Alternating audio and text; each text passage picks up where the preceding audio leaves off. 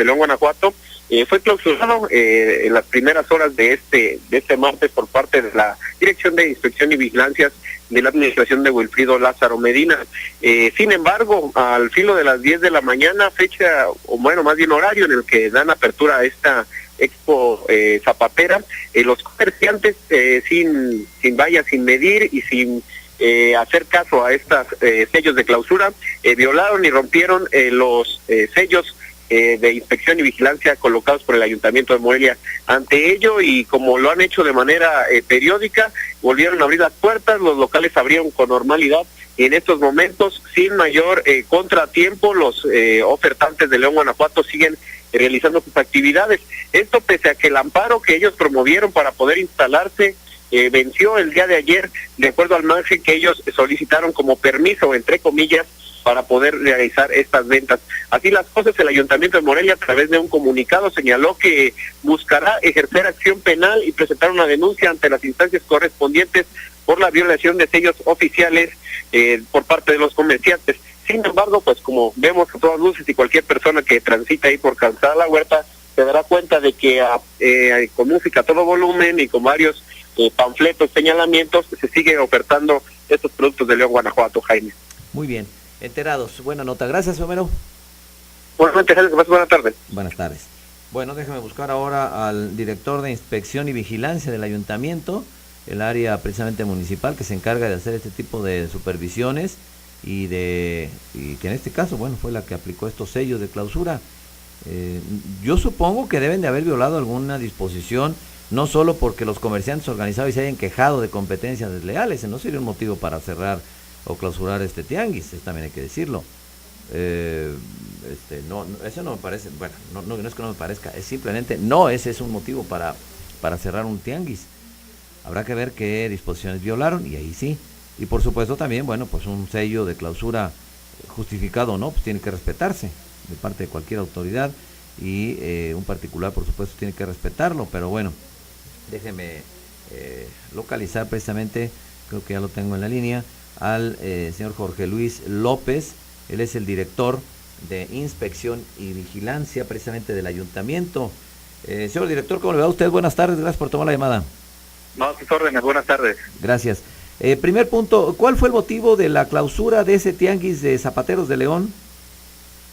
Bueno, ellos deberían de haber solicitado los permisos correspondientes ante la Secretaría del Ayuntamiento, los cuales no lo tenían al momento que nosotros realizamos la inspección y verificación.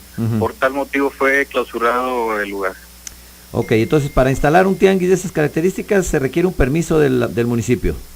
Sí, exactamente, se tendrá que solicitar 7 días antes de que se instale el evento. O sea, digamos, se instalaron a la mala, pues, vamos a decirlo así. Sí, de hecho, hicieron al parecer, en vez de hacer las solicitudes correspondientes, pretendieron un amparo y el cual les fue negado. Ok, ¿ustedes cuándo pusieron los sellos de clausura? Fue el día lunes. Ayer. Bueno. Sí, adelante, ¿ayer? A ver. Hombre, ya que estamos en la charla aquí con el director de Inspección y Vigilancia, este señor Jorge Luis López. Bueno, a ver, primer punto que nos dice, pues entonces sí, si no pidieron o si no tramitaron con la debida anticipación los permisos requeridos para instalarse en la vía pública, porque al final de cuentas pues la vía pública, pues sí tienen que cumplir con esa normatividad. Yo no estoy de acuerdo con eso de que los señores del comercio organizado se quejen que por competencia desleal.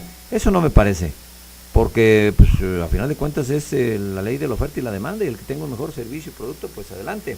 Pero a ver, recupero la comunicación con el director de Inspección y Vigilancia, Jorge Luis López. Me decía usted que entonces ayer es cuando aplicaron los sellos de clausura ustedes. No, el día lunes 30. Ah, desde hace una semana. Sí, está clausurado, y posteriormente se hizo una recolocación de sellos porque fueron violentados los sellos y el estado de clausura. Pero los sellos no pueden violarse, ¿no? O sea, la ley dice que no pueden violarse. ¿Y ellos qué? ¿Llegan y los quitan y se instalan o cómo? Sí, de hecho violentaron los sellos, y por tal motivo se dio vista a la unidad jurídica correspondiente para efecto que presenten las denuncias penales correspondientes. ¿Y volvieron a clausurar ustedes ayer o hoy mismo? Colocamos los sellos el día jueves 2 de julio. Ajá. Y todo este tiempo, pero del jueves para acá no estuvo abierto, ¿o sí? No, bueno, estuvo cerrado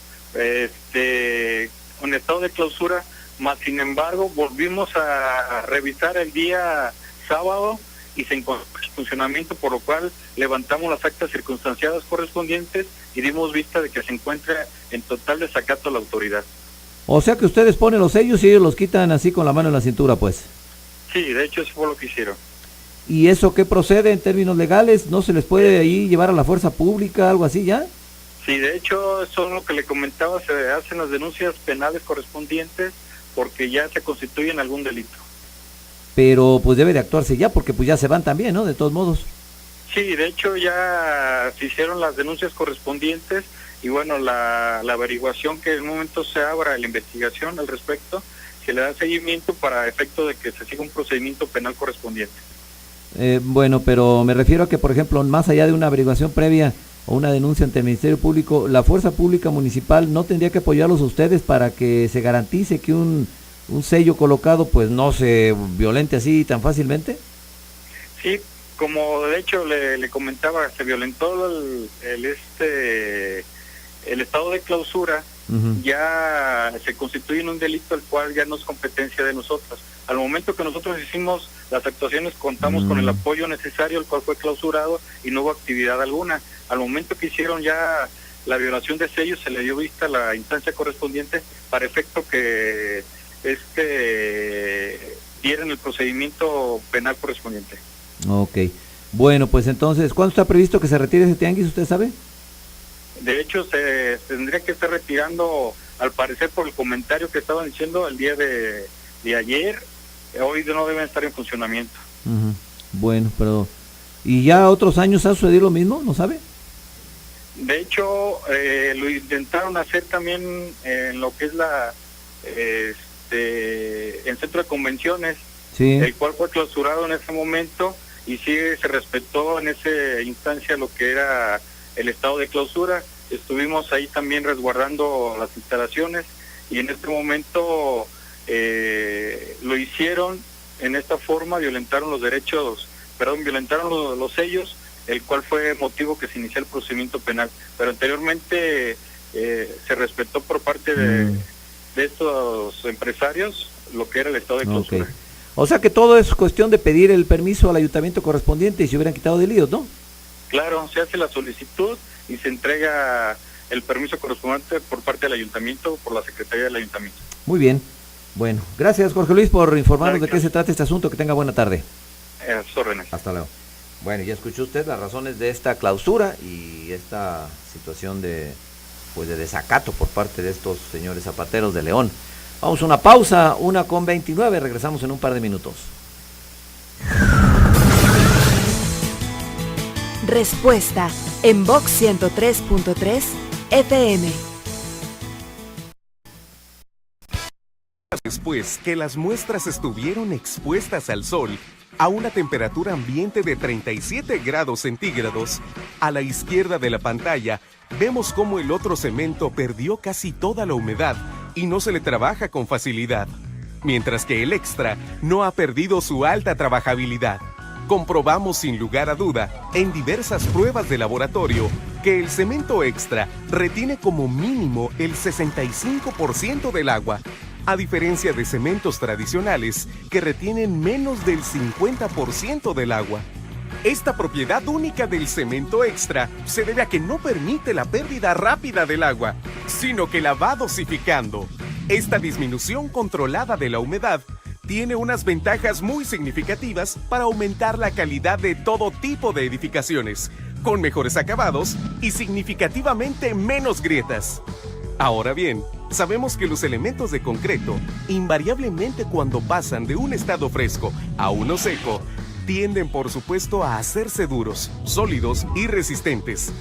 Pero además, naturalmente tienen una tendencia de generar fisuras por contracción plástica. Para evitar estas fisuras, Es necesario realizar un buen proceso de curado, ya sea a través de regar directamente con agua los elementos de concreto o aplicar una membrana que impida la pérdida de la hidratación. Con cemento extra es más fácil. Este efecto antigrietas es debido a que permite retener la hidratación dentro del concreto, igualando o superando el desempeño de las membranas de curado. Al ir provocando poco a poco la pérdida de agua, impide un secado rápido y drástico. Por ende, no da un ambiente favorable a la formación de las fisuras. Es importante destacar que no se debe eliminar por completo el proceso de curado. La gran ventaja es que este proceso se vuelve más sencillo, requiere de menor cantidad de agua, así como dedicarle menos tiempo. Las principales ventajas de reducir o incluso eliminar las fisuras en el concreto con solo utilizar cemento extra son: reducir los costos derivados del proceso tradicional de curado y utilizar menos mano de obra. Reducir los tiempos en el proceso constructivo hasta un 30%. Evitar costos adicionales de mantenimiento tanto para el constructor como para el usuario final de la construcción. Apoyar a la construcción de un futuro sustentable, ya que se disminuye el consumo de agua. Respuesta con Jaime López Martínez a través de Vox 103.3 FM.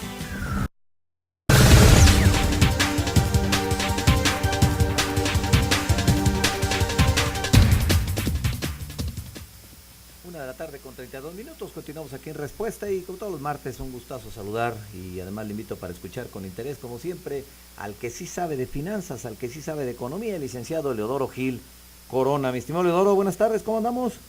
Muy buenas tardes a los amigos de Respuesta. Pues cabe la ocasión, Jaime, en el tema que hemos venido trabajando, poner en perspectiva el tema de la deuda pública de Michoacán. Lo hemos tocado infinidad de veces, pero no está de más pues volverlo a traer a colación, ponerlo en perspectiva y tener mucha claridad sobre este tema. En las evaluaciones que hemos realizado y que hemos comentado y compartido con nuestros amigos de Respuesta, hemos señalado y hemos subrayado de que el tema de la deuda pública de Michoacán es un problema de carácter estructural y que tiene varios factores o tiene multifactores para poder entender y explicar los orígenes de los niveles de endeudamiento a los cuales llegó Michoacán, que son inéditos en la historia reciente del Estado. Y cuando empezamos a revisar las dimensiones del tamaño de la deuda, pues lo primero que van a observar los amigos michoacanos, la población en general, es que la deuda desde el 2007 prácticamente está creciendo de manera imparable. Es decir, hay un crecimiento constante de la deuda por una sencilla razón, porque hay escasez de recursos públicos, la capacidad de generación de ingresos del Estado es muy, muy limitada, y ante esa carencia y sobreapalancamiento o sobreendeudamiento, evidentemente, pues hay, digamos, casi imposibilidad de pago. Ese es el tenor en el cual debemos de ponerlo. Mira, en el periodo más reciente, la deuda directa de Michoacán, que hemos comentado con los amigos de Respuesta, pues pasó del 2011 al 2014, al primer trimestre, pasó de 20.407 millones a 27.152 millones de pesos, la deuda directa, sin contar la de los municipios, Jaime. Uh-huh. Eso quiere decir que tuvo un aumento del 33% la deuda directa de Michoacán, del 2011 al primer trimestre del 2014. Este incluye la de los bancos y la de proveedores, ¿verdad? Y hay más, pues es la deuda directa de corto plazo, uh-huh, ¿no? Que se le llama la no financiera. Uh-huh. Esa crece 44.7%, Jaime. Ah, caramba. De 8.258 millones en el 2011, uh-huh, a 11.948 en el primer trimestre del 2014. Uh-huh. Y la de largo plazo, aun cuando su ritmo es menor, pasa de 12.149 millones, la financiera, la de largo plazo, la documentada, a 15.204 millones de pesos. Es decir, tuvo un incremento de 25%. Obviamente, aquí el tema es ¿qué, digamos, fenómeno está ocurriendo? Pues está ocurriendo que se convierta en un círculo vicioso. Para tratar de pretender sanear desde el punto de vista financiero, lo que haces es convertir la deuda de corto plazo no bancaria a ir paulatinamente convirtiéndola en deuda financiera de largo plazo. De manera que, pues entonces la perspectiva de deuda de Michoacán, si eso empieza a suceder, como ya lo está sucediendo desde el año pasado, Jaime, pues el nivel de endeudamiento directo, sin contar la de los municipios, pues estaría rondando tranquilamente hacia fin de año los 28,000 millones de pesos. En esta combinación que acabo de mencionar. Sí. Obviamente no perdamos de vista lo que yo señalo, que la deuda tiene orígenes estructurales. La economía estatal crece poco y consecuentemente al crecer poco, pues evidentemente no aporta al fisco estatal, ¿no? El crecimiento hace que haya poco empleo formal y evidentemente la estructura laboral hace que los ingresos de clase media no tengan aportación importante para el erario público estatal. El crecimiento en los últimos 13 años, Jaime, del 2000 al 2013, pues apenas creció 1.8%. Y en el periodo más reciente, del 2008 al 2013, la economía estatal solo creció 1% en promedio anual. Y luego la parte que nomás nos debe de preocupar, del 2012 al 2014, a su primer trimestre del 2014, la informalidad laboral aumentó de 70.9% de la población ocupada a 72.6%. Michoacán, como te darás cuenta, se sostiene en una economía fuertemente informalizada. Y el sistema fiscal estatal, por el lado de las finanzas, estructuralmente es muy débil, hay pocos impuestos y pésimamente recaudados. Son 4 impuestos sobre lo que se sostiene el sistema fiscal estatal, Jaime: el impuesto sobre la enajenación de vehículos de motor usados, el impuesto sobre loterías, rifas y concursos, el impuesto sobre hospedaje y el denominado impuesto sobre la nómina. Anualmente, fíjate nomás, esto te genera alrededor de 4,000 millones de pesos, los ingresos propios, que representan aproximadamente el 5% del total de los ingresos de Michoacán, y eso hace que sea fuertemente débil su estructura fiscal, su capacidad de generación de ingresos locales. Y por el otro lado, la estructura organizativa y operacional del gobierno estatal genera altos costos que se manifiestan en un gasto corriente insostenible. De hecho, la crisis financiera estatal ha ocasionado que el gasto primario, sin considerar el financiamiento, no crezca prácticamente en los últimos años. Del 2011 al 2013, estamos sobre un nivel de gasto que ronda los 54,000 millones de pesos. Sobre eso nos pasamos, Jaime. Sí, ¿verdad? sí. Y obviamente los requerimientos no solo de la estructura burocrática que va en ascenso, claro, sino los requerimientos de inversión pues son muy, pero muy limitados. No, prácticamente estamos hablando capacidades de inversión de menos de 1,000 millones de pesos, cuando las necesidades para crecer 3%, pues requieres por lo menos 24,000 millones de pesos anuales de inversión. Una barbaridad. De manera que la crisis de las finanzas, eso es lo que estamos poniendo en perspectiva, Jaime, durarán un buen rato, y el saneamiento pues está muy lejos de lo que hoy plantea el gobierno del Estado, que estos 15 meses van a ser para saneamiento. No, el saneamiento financiero desde el punto de vista estructural, Jaime, te van a durar los próximos 2 sexenios.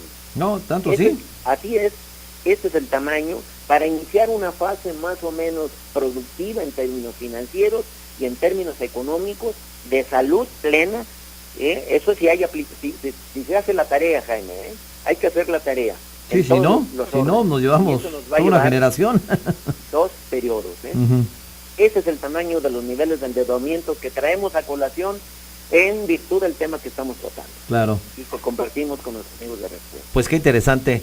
Gracias, mi estimado Leodoro, te mando un saludo. Gracias, Jaime. Muy buenas tardes. Hasta luego, buenas tardes. Bueno, vamos ahora con el doctor López Rivera, ya está listo con los martes de letras, vamos de una vez con él, sí lo tenemos ya por ahí, ¿verdad? Ya está en la línea telefónica el doctor López Rivera, Jaime López Rivera con los martes de letras. Adelante, doctor, buenas tardes.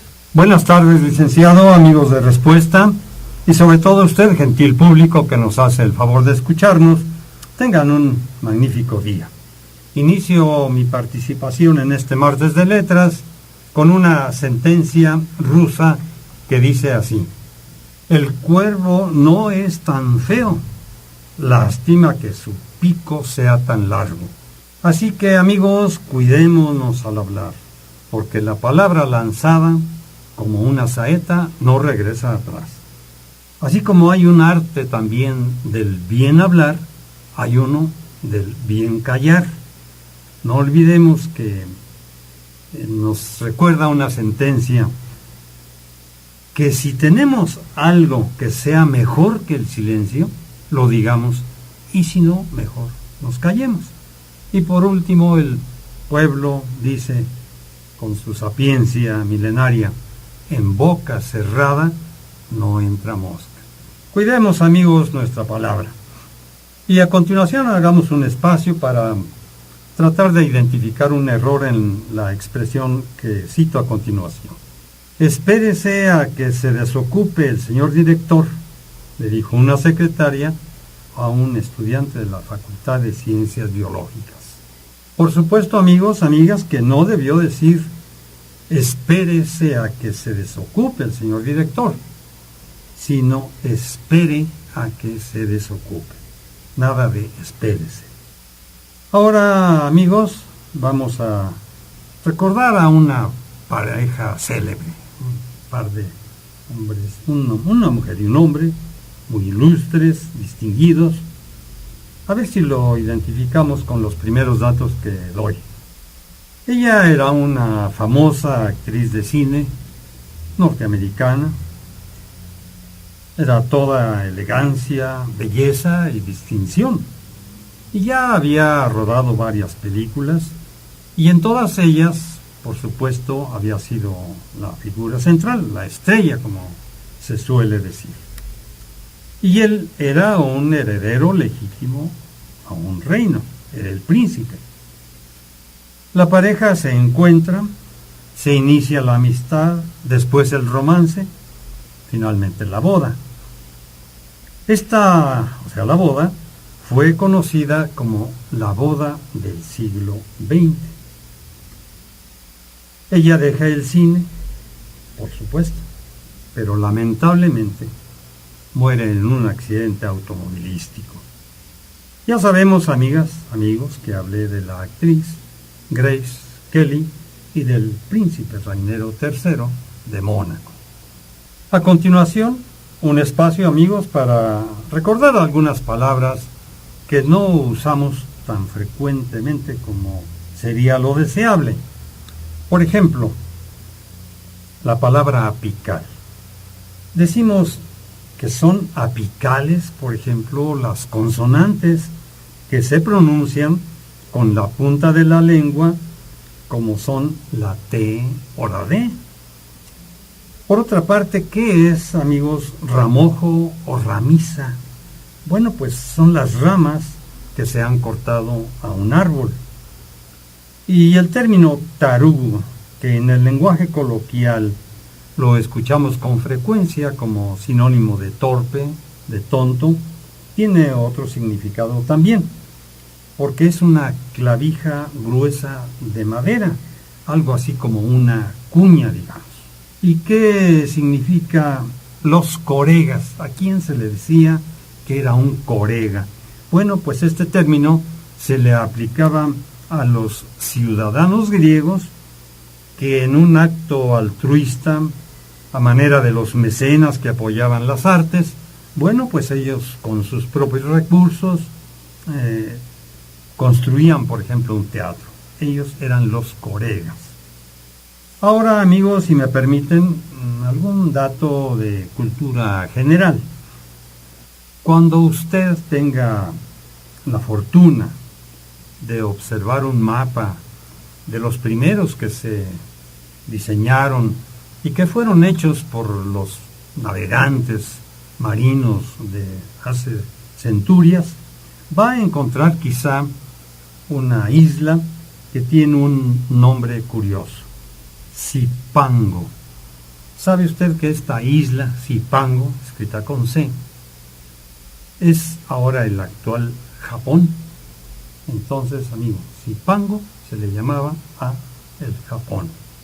Ahora un espacio para un refrán que dice así: caja que tuvo alcanfor, algo le queda de olor. El alcanfor, como sabemos, es una sustancia de olor penetrante que perdura además.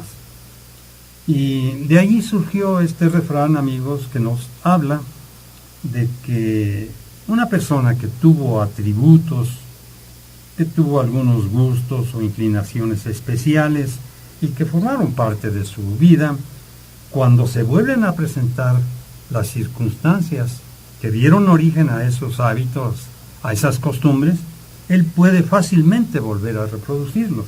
Es algo así como aquello que nos recuerdan que lo bien aprendido nunca se olvida, o aquella otra expresión coloquial de que donde hubo fuego, rescoldo queda. Terminaremos por hoy, amigos, con algo bíblico. ¿Quién no ha oído maldiciones? Pues todos los días, amigos. Pero lamentablemente en los últimos tiempos es tan común que ha invadido incluso esta costumbre hasta los medios de comunicación. Yo tengo grandes amigos, comunicólogos, locutores, profesionales, pero que no recuerdan que están ante un micrófono, con todo respeto, que es un elemento de su profesión, de su trabajo, y que merece un respeto, como merece el respeto, por ejemplo, el estetoscopio de un médico. Pero también merece su respeto, y en primer lugar, la sociedad que nos está escuchando. Y por último, él también se merece respeto a sí mismo. No estoy exagerando. Tengo por aquí a la mano un artículo de la Ley Federal de Radio y Televisión que está vigente y que prohíbe, amigos, este tipo de términos que son más propios, pues, de una cantina, con todo respeto. Y voy a leer este artículo, que es muy breve, es el artículo 63. Ya lo he leído en alguna otra ocasión. No estoy, desde luego, diciendo nada en contra de mis grandes amigos, a quienes, repito, respeto como personas, pero no comulgo la manera de cómo hablan ante un micrófono. Dice el artículo 63 de la Ley Federal de Radio y Televisión: quedan prohibidas todas las transmisiones que causen la corrupción del lenguaje y las contrarias a las buenas costumbres, ya sea mediante expresiones maliciosas, palabras o imágenes procaces, frases y escenas de doble sentido, apología de la violencia o del crimen. Se prohíbe también todo aquello que sea denigrante u ofensivo para el culto cívico de los héroes y para las creencias religiosas, o bien discriminatorio de razas. Queda asimismo prohibido el empleo de recursos de baja comicidad y de sonidos ofensivos. Decía que íbamos a terminar, amigos, hasta ahí la cita de este artículo, y vamos a terminar con algo bíblico. Y es que decíamos, ¿quién no ha escuchado maldiciones? Yo les sugiero, les solicito que acudan a su Biblia y busquen en el libro que es la primera carta a los Corintios, en el capítulo 15, lo que dice su versículo 33. Por hoy hemos concluido, amigos. Yo soy Jaime López Rivera. Les invito a que continúen escuchando al licenciado en comunicación Jaime López Martínez y a todos los compañeros, amigos, todos profesionales que participan en el programa Respuesta. Buenas tardes.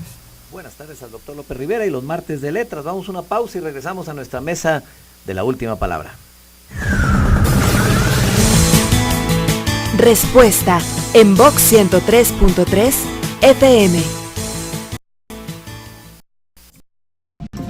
El cemento extra se usa como siempre y sin hacer un esfuerzo adicional en el proceso constructivo se obtienen estos extraordinarios beneficios. Es el cemento por sí mismo quien trabaja por la calidad de la construcción. Usa cemento extra y deja que éste se preocupe de las grietas y el curado, mientras tú te ocupas en otras cosas. ¿Alguna vez un cemento ha hecho algo extra por ti? Cambia a Cemento Extra y únete a la evolución del cemento.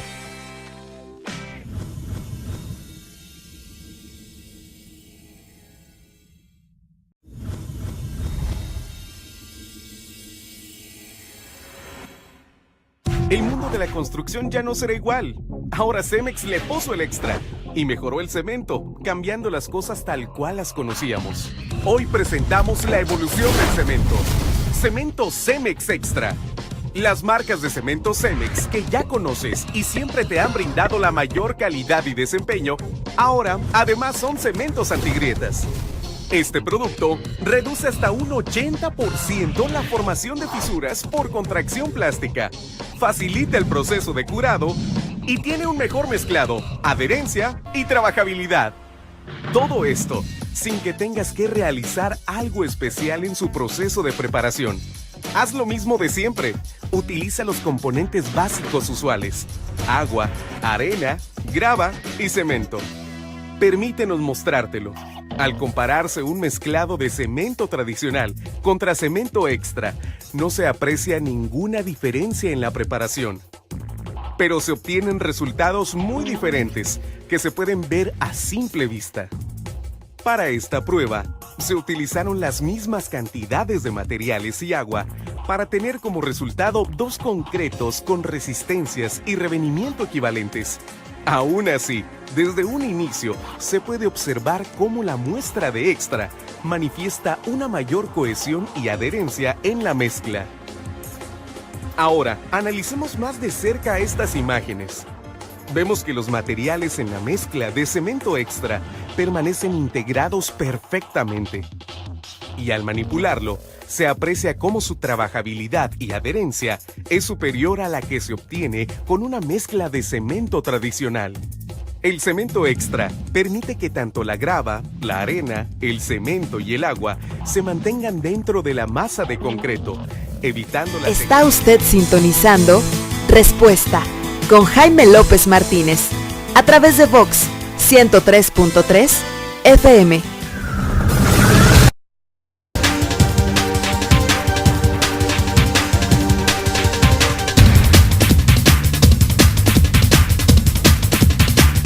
Bien, regresamos aquí a nuestra mesa de la última palabra, un poquito más tarde de lo ordinario, pero ya con el gusto de siempre.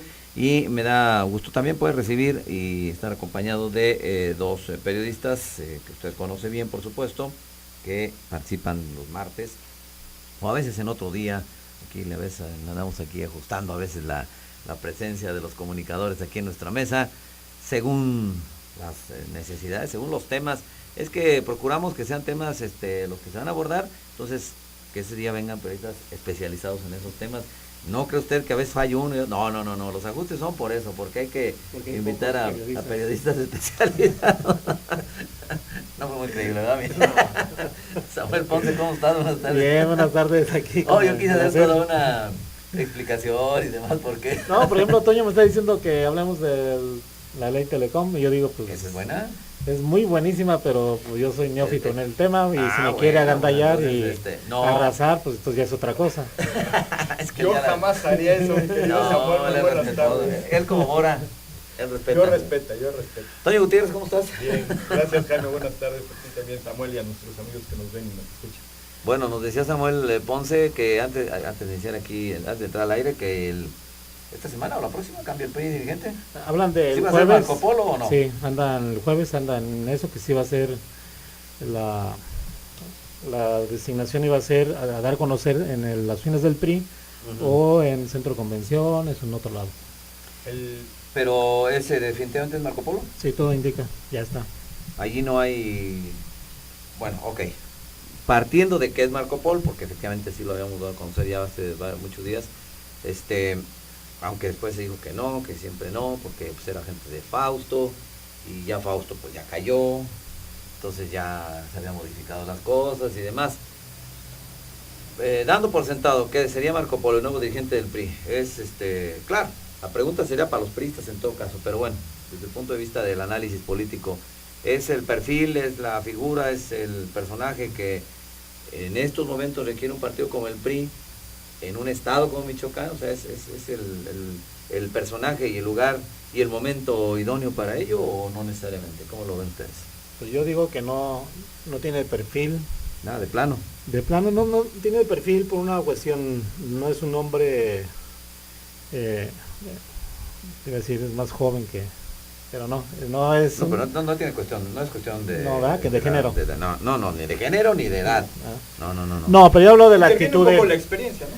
Sí. Falta de experiencia. Yo hablo de sí. la actitud de él. Tiene que ver mucho la cuestión de la edad, porque precisamente no sé cuántos años tenga exactamente, pero es un joven, está chavalón, y es muy descuidado. ¿Es un impedimento o qué? Es muy descuidado en ¿En qué? sus compromisos. Es una gente que es muy querida en su distrito, en Morelia, en varias colonias populares. ¿A poco sí? Sí, ¿Sí? crea mucha empatía. Revisemos lo que ha hecho en el Congreso del Estado para dar una imagen de él como un agente de trabajo, ¿no? Y creativa, y que propone cuestiones como iniciativas, ¿no? Y veremos que no es un buen resultado. La otra es muy negligente en cuanto a cumplir con sus compromisos, en puntualidad, en aterrizar ya las promesas en hechos, una serie de cosas que forma parte de entre comillas, de un perfil joven, de un perfil no muy formal, que es no muy formal, descuidadón, y creo que en el PRI es lógico que quieran el cambio, relevo generacional. Me parece algo ideal, excelente. Yo en una discusión que tuve con el diputado Eduardo Orihuela, quien lo apoya, le decía que no era el perfil de él, y para él decía que sí. Dice, bueno, entonces dime quién es otro perfil. Le digo, hasta tú serías mejor líder estatal que el propio Marco Polo. Y no es una cuestión de... hasta él. Hasta Lalo. Y no es una cuestión de adversión, nada de eso. A raíz de que yo publiqué unas 21 características, punto que debe tener un líder partidista en cualquier punto geográfico del mundo, ya sea municipal, estatal, nacional, internacional. Son 21 puntos de yo que cuáles él podía cubrir, y una gente que lo defendía mucho, nomás me pudo decir 3 de 21. Pero aquí te voy a decir algo que a mí me deja claro la cuestión con él, es de que a raíz de esa publicación, pues simple y llanamente no me saluda ni por cortesía ni por educación. O sea, hasta sentidito. Sentidito, ni hasta porque soy gente de tercera edad. Nomás por eso debía de ser. Porque ya tiene su tarjeta de INAPAM. A ver, Toño, ¿tú cómo lo ves a Marco Polo? Después de lo que dice Samuel y nos hace reír, pues poniéndonos serios, y es buena pregunta. ¿Él también lo dice en serio o no? No, sí. Sí lo creo. Es buena la pregunta, porque si tuviéramos que hacer una observación en el deber ser del que hablaba Kelsen, tendríamos que pues tener otro Michoacán también y otros perfiles, porque pues necesariamente tenemos que pasar también pues cuál sería el perfil para un Michoacán por las que hoy, con la situación que hoy pasa, pues quién sería el mejor perfil para gobernar a Michoacán, y hoy tenemos a un académico gobernando Michoacán, y pues teniendo en cuenta que pues no es necesariamente lo que necesitaría Michoacán, pues está totalmente fuera del deber ser. También pasamos a la parte partidista, quién debería de ser el mejor perfil para un PRI con la situación que hoy guarda de incertidumbres, de dudas, de si estuvo o no ligado con la delincuencia organizada, si los apoyó o no la delincuencia organizada en las pasadas elecciones. Entonces pues también deberíamos de tener a una persona pues, con un perfil pues muy determinado, así como lo señala Samuel. Pero pues hoy vemos que pues simplemente es pues casi pues quien se deje, ¿no? Pareciera una situación. ¿No habría muchos tiradores para el PRI? Pues yo no le veo pues quizá muchos tiradores sí en la cuestión electoral, pero si lo separamos en la cuestión política con un perfil político y además con un perfil electoral, pues yo no le veo muchos tiradores.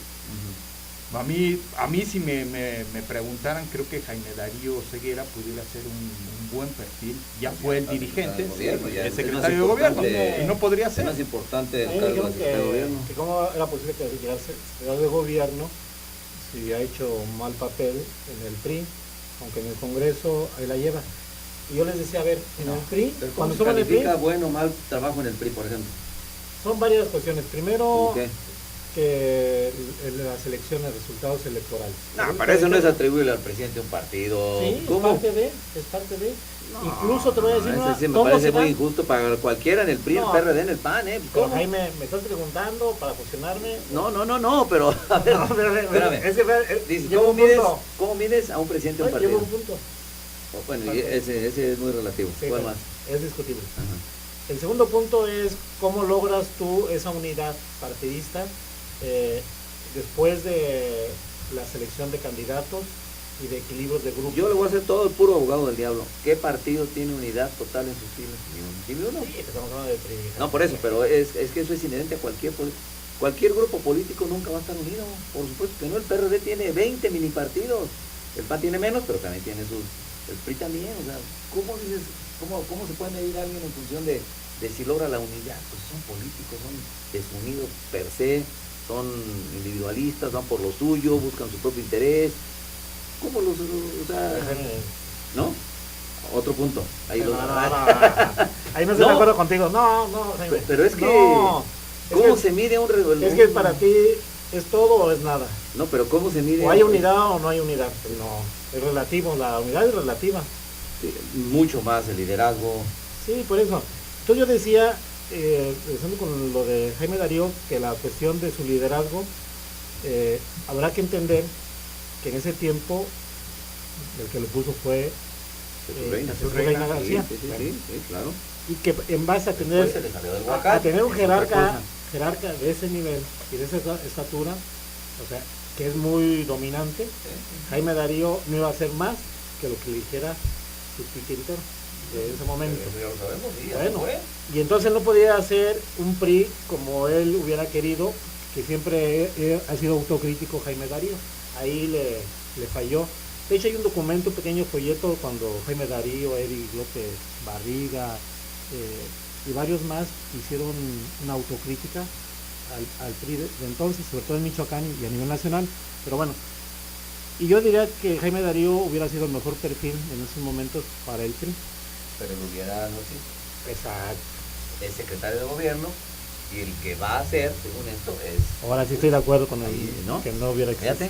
Fíjate, a final de cuentas es ¿qué se fue el nombre? Marco Polo Aguirre. Ahora, si tomamos en cuenta, pues la caballada está flaca y volvemos a lo mismo. Bueno, no sé si tú veas algún, no sé si tú ¿Está veas flaca? algún... Esa era mi pregunta. ¿Está flaca o nadie quiere? Está flaca. No está flaca. A ver, ahí también, ¿cómo y por qué dices que sí y el que dice que no? Pues es muy relativo. Todo ahí porque no está flaca. O sea, hay muchos tiradores. ¿Qué personajes fuertes hay? Pero los que están dominando hoy en el gobierno y en el PRI es un grupo que no va a dejar entrar a la gente faucista, netamente, radicalmente faucista, ni a los reinistas. ¿Y entonces por qué Marco Polo sí?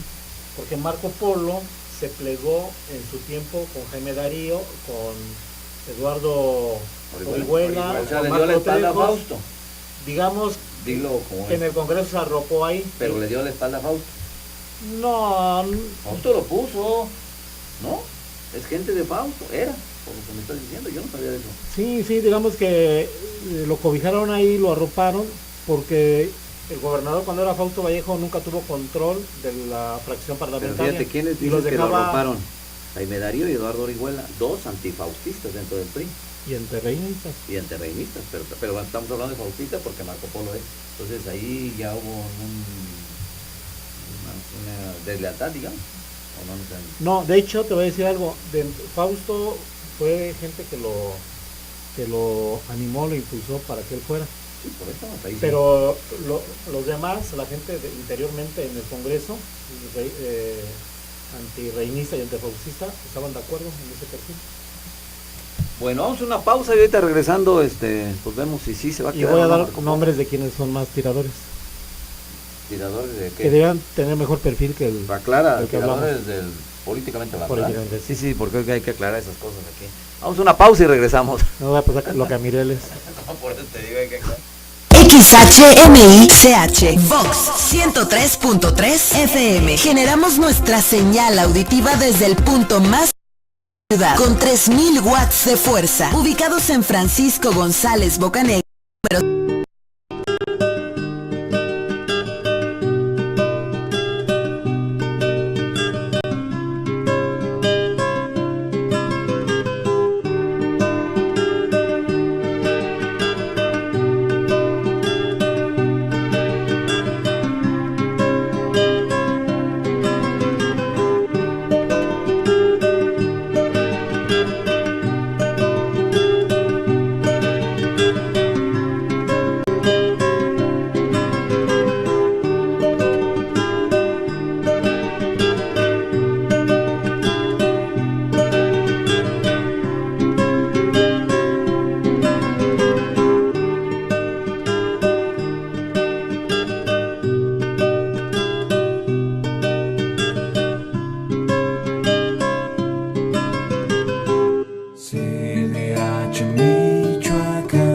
Por una cultura de respeto a los derechos humanos.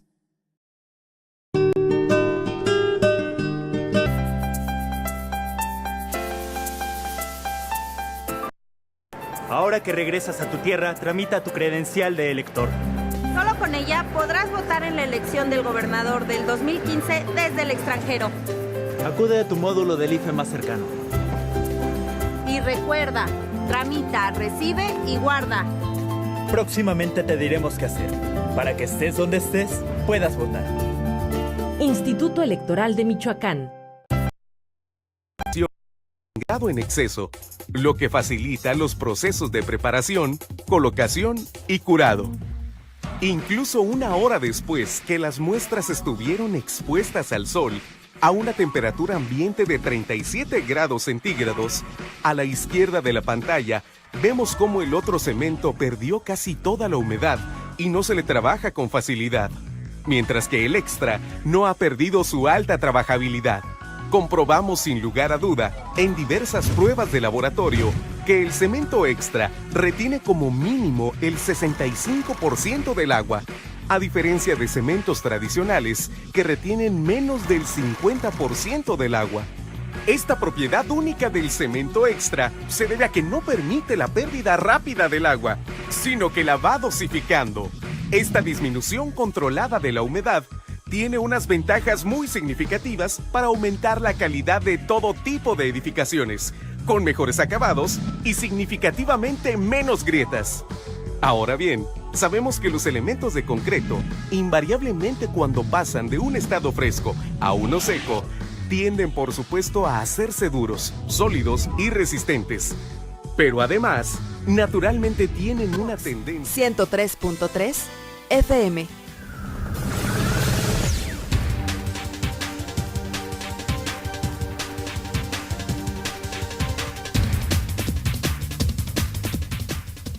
Bien, vamos aquí a nuestra mesa. Bueno, pues entonces para cerrar este capítulo de los señores del PRI, entonces Bueno, si es una decisión esa de Marco Polo, Toño, Samuel, pues yo la verdad es que también me parece un perfil muy bajo, muy bajito, aludiendo a aquella frase ya acuñada por Leonel Godoy del perfil bajo perfil. La verdad es que sí, me parece que el PRI, hay que decirlo, bueno, desde mi punto de vista, tiene ya algún tiempo, un año por lo menos, con liderazgos muy débiles, muy flacuchos. Osvaldo Fernández, por supuesto, no es ni con mucho un líder fuerte, ni nada que se le parezca. Marco Polo tampoco lo será. Me parece que el PRI está apostando más a personajes de talla corta, políticamente hablando, manipulables por lo mismo. Un personaje muy fuerte, pues es más difícil de manipular. Entonces, hace rato, por ejemplo, a lo mejor ahorita Jaime Darío sería ya otro momento. Sí, sería. Estamos hablando de Jaime Darío hace 10 años o no sé cuánto. Entonces, me parece que el PRI apuesta por personajes a modo, exactamente, para manejarlos, vamos a decirlo con elegancia. Y no sé eso que tanto pueda hacer yo al PRI, pero bueno, me parece que a eso está apostando. Sí, porque debe de haber un palomeo seguramente desde la Secretaría de Gobernación, aunque bueno, pues se insiste en que no intervienen, y bueno, pues, y luego pasando, y del PRI, sí, claro, de Camacho Quirós, sí, y claro, pasando consensado también por la Secretaría de Gobernación, porque no creo que ningún tema de Michoacán no pase por ahí. Hoy menos que nunca. Sí, hoy menos que nunca. Y pasando por el comisionado.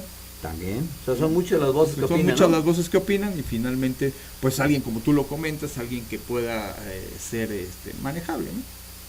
Pues bueno, a ver qué pasa con el PRI, al final de cuentas. Por otra parte, Samuel, Toño, ayer estuvo el secretario de Economía aquí en Michoacán, concretamente en Uruapan. Plantea él algo que bueno se entiende en el discurso oficial, que es, y junto con el comisionado Alfredo Castillo también coincide, en el sentido de que bueno, ya es el momento en que ahora sí empiecen a voltear los ojos a Michoacán los inversionistas, no solo nacionales, sino también internacionales. El campo o el rubro de la seguridad está avanzando, y hay garantías ya para la inversión, etcétera, etcétera. Por supuesto que es una meta que todos quisiéramos, un anhelo, ver aquí grandes inversiones, como las vemos aquí en Querétaro, las vemos en Guanajuato, las vemos en Aguascalientes, por citar estados relativamente cercanos a Michoacán, en el Estado de México no se diga, en fin. Eso es lo que todos realmente deseáramos, porque pues eso genera empleo, sobre todo, productividad y economía y demás. Pero la pregunta sería, ¿ya estamos como para eso? ¿O todavía estamos en una fase así muy intermedia, y habría que pues consolidar todavía más bien una estrategia que mal que bien ahí como que parece que va, a veces como que da brincos y a veces como que retrocedo, pero estrategia anticrimen del gobierno federal ya está como para ahora sí decir vengan a invertir? Y bueno, yo lo personal siento que todavía no, que falta mucho, está muy endeble todavía, digamos, los operativos donde tratan de dar certidumbre, seguridad en ciertas regiones. Está muy reciente, habrá que ver si es temporal o ya es permanente, o cuando menos son lapsos prolongados, y no es así con altibajos muy seguidos, ¿no? La inseguridad. Creo que todavía no, pero también hay que entender de que las grandes empresas y las empresas medianas le miden antes de erogar recursos para crear fuentes de empleo, pues le miden. Entonces ellos más que nadie, incluso más que nosotros, que los gobiernos, saben si hay condiciones o no. O sea, no van a venir aunque los inviten si no ven condiciones. Exacto. Y al revés, ¿no? O sea, ellos tienen sus parámetros, ¿no? ¿Te acuerdas cuando en el tiempo de la anterior administración 3 empresas ya estaban destinadas a venir, y al final... La General Motors en la Huacana. Sí. Estos chinos que construyen carros, ¿cómo se llama?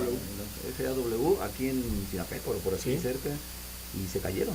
Se cayeron precisamente porque... ya vieron la realidad, ¿no? Sí, y efectivamente las cosas han cambiado, ya no es tan sentida la inseguridad, pero que todavía no nos da mucha fortaleza para decir que ahora sí podemos iniciar un despegue hacia algo más coherente y sobre todo sólido, ¿no? En cuanto a seguridad. Y es que así como fue todo un proceso, Toño, de degradación de nuestro tejido social, con una presencia del crimen organizado que fue dándose a lo largo de los años y acaso de las décadas, pues ahora no podemos pensar que de un día para otro, de un mes para otro, quizá ni siquiera de un año para otro, haya un escenario diferente. Lamentablemente va a ser también cosa de años quizá. De años, ¿no? Y lo escuchábamos ahorita con el analista que tienes tú aquí en respuesta, Eliodoro Gil, pues que va a ser de muchísimos años. Y volvemos a escuchar... él se refería a las finanzas, pero para el caso es lo mismo, ¿eh? Porque van amarradas, van junto con pegada. Las finanzas del gobierno estatal, pero pues, finalmente termina siendo lo mismo. El asunto es que volvemos a escuchar, a ver, y no sé si coincide entre escuchar y ver, el discurso de la esperanza. Volvemos a escuchar iba a decir a los políticos, pero en este caso ni siquiera es político, Salvador Jara. Entonces termina siendo ese discurso que también es diseñado por se ve la mano de una comisión de seguridad en el propio discurso, otra vez la esperanza de que está mejorando muy bien. Sí, qué bueno que podamos ver eso, pero creo que no debe de ser triunfalista y no debe de ser ya está hecho, ya pueden venir de repente las empresas de un día para otro. Yo creo que ahí hay que ir construyendo y hay que ir demostrando. Ahora sí, con hechos hay que ir demostrando, pues, precisamente darles esa certidumbre a los empresarios para que vengan y se instalen. Y es que es increíblemente frustrante pasar por las carreteras de los límites con Michoacán, entre Querétaro, entre Guanajuato, y ver cómo están instaladas plantas de grandísimo nivel de la Mazda, plantas de grandísimo nivel de... Nomás transita de Salamanca, Irapuato, León, ¿sí? Ya prácticamente no hay espacio donde no haya empresas industrias medianas, grandes, o sea, todo ese tramo, que son como 80 kilómetros, impresionantemente activo. Y ya pasas a Salamanca y te metes a Michoacán, se murió todo, ya, puro paisaje bonito, sí, pero ya ni tan bonito. Ni tan bonito, porque ya medio pelones los, sí, pero vamos, se nota drásticamente la diferencia. Drásticamente. Y de eso es de lo que hablamos. Bueno, pues esos estados han ido haciendo bien las cosas en esa materia. ¿Por qué? Pues porque le han dado certidumbre. Aquí por el problema social, el encono de la violencia, pues ha sido muy difícil. Son 10, 15 años. Entonces, ¿qué esperamos? Que hoy se sienten las bases. Y eso yo creo que debería de decirse en el discurso para no ser tan triunfalista. A ver, si estamos sentando las bases, ¿no? Estamos tratando de sentar las bases para que esto, y tú como michoacano, pues ahora sí contribuyas desde la denuncia hasta con el esfuerzo, la calidad y bueno, pues todo lo que se necesita para tener un estado de progreso. Pero no llegar y de repente decir, ya está hecho, vengan y inviertan. Pues no, pues difícilmente yo creo que un empresario se la puede jugar así, ¿no? Es la tarea de gobierno al final de cuentas, ¿no? Sí, bueno, vamos a una segunda pausa, regresamos en un par de minutos para seguir aquí en nuestra mesa. Respuesta en Vox 103.3 FM. Con el objetivo de promover la participación, la expresión de ideas y fomentar la práctica de valores relacionados con la democracia en jóvenes y niños, el Instituto Electoral de Michoacán invita a alumnos de instituciones educativas de preescolar, primaria y secundaria a visitar sus instalaciones en el periodo anual de visitas guiadas.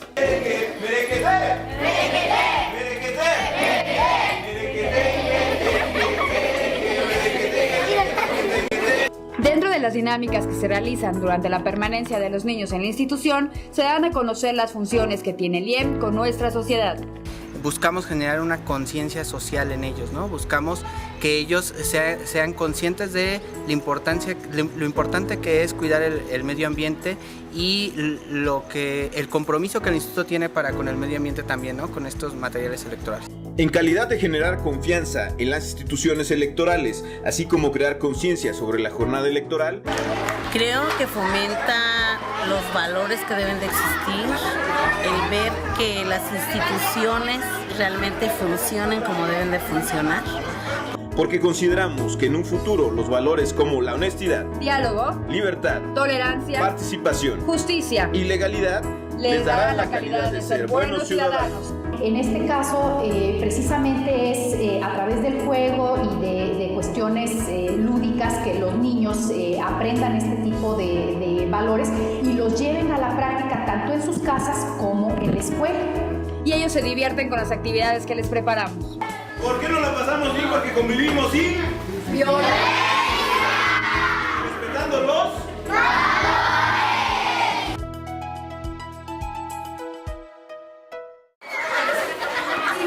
Con el objetivo de promover la participación, la expresión de ideas y fomentar la práctica de valores relacionados con la democracia en jóvenes y niños, el Instituto Electoral de Michoacán invita a alumnos de instituciones educativas de preescolar, primaria y secundaria a visitar sus instalaciones en el periodo anual de visitas guiadas.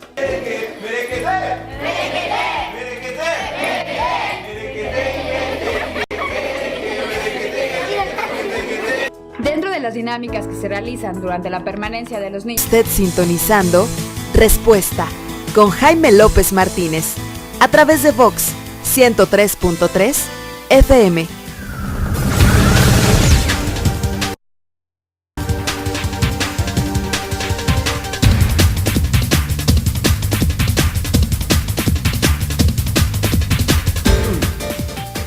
Bien, regresamos aquí a Respuesta y seguimos en nuestra mesa de la última palabra. Un tema también interesante, Samuel, Toño, si es que les parece así, si están de acuerdo en ello, es en el sector educativo un análisis, pues ahora sí que financiero, que hace el diputado Salomón. ¿Salomón qué es, Samuel? Salomón. Espérame, bueno, aquí abrimos ahorita el nombre, no me lo sé el nombre del diputado, se apellida Salomón, o se llama así, ahorita aquí. ¿Tú tampoco te lo sabes, Toño? No. Bueno, ahorita decimos cómo se llama ese diputado, permítame. Pero más allá del nombre, lo que importa es lo que nos decía, precisamente nos transmitía hace un rato Alejandra Martínez, que platicó con él, sobre 15,000 millones de pesos, se llama Fernando, 15,000 millones de pesos que solo en el sector educativo, en la glosa de los últimos 3 años, 2011, 2012 y 2013, se han acumulado, repito, solo en educación. Es decir, hay faltantes por 15,000 pesos. Se llama Salomón Fernando Rosales Reyes, así me lo les decía usted, ¿no? Salomón Fernando Rosales Reyes. 15,000 millones de pesos. 15,000, me parece gravísimo, porque bueno, esto habla, Samuel, Toño, de que al margen de otros rubros, en el educativo es donde está el gran talón de Aquiles en materia financiera. Esto explicaría por qué esos boquetes, por qué ese déficit financiero cada año que se va incrementando en el gobierno del estado y principalmente pues en el sector educativo. Pero el problema no es lo que ya pasó, claro, si hay irregularidades deben castigarse, no. El problema es que yo no veo, no sé ustedes, yo no veo una acción concreta de gobierno para tratar de contener este fenómeno, y cada año se presenta y se presenta y se presenta, y entonces bueno, va haciéndose una cantidad impresionante, pero no hay acciones concretas para contenerlo, Bueno, por lo pronto hay que recordar que es un gobierno nuevo, que tiene que primero ver cómo está la situación, luego poner medidas y luego ya reclamarle o demandarle pues, que ponga orden, ¿no? Pero yo creo que conoce el tema. Pero no creo que tan a fondo. Y la otra, que creo que eso, insisto, esto tiene un proceso, está en la Auditoría Superior. A mí lo que me extraña del diputado Salomón es porque no dijo nada cuando estaba Jesús Sierra Arias como titular de la Secretaría de Educación en el estado. No se atrevió ni a tocarlo ni con un pétalo. Y ahora que ya se fue, duro y a la cabeza. Sí. Entonces yo creo que ahí eso, ¿no? Independientemente, insisto, ese tipo de situación la está auditando Superior de Michoacán, la Auditoría Superior de Michoacán. Es que no hay ahí. Bueno, pero estamos hablando de 2011, estamos 3 años después, ¿todavía no hay? Lo que pasa es que hay todo un proceso, que observaciones, desvanecer, y luego hay, por ejemplo... Pero por eso todos se despachan con la cuchara grande, porque saben que no pasa nada, y que pueden pasar 10 años, y es que sigue el proceso, y 20 años, no, es que todavía no concluye el proceso, por eso todo el mundo roba y hace lo que quieren. Por eso, por aquí yo creo que para hacer equilibrarse en la información habrá que ver qué dice la Auditoría Superior de Michoacán y qué dice el propio ex titular de Educación. Porque se me hace muy extraño, si esto hay que... Y ahora suelte la pedrada, Salmón. Sí, a eso me refiero. Antes bueno, nada y ahora sí. Entonces, pero eso no quiere decir que no sea cierto. Pero tampoco que sea cierto.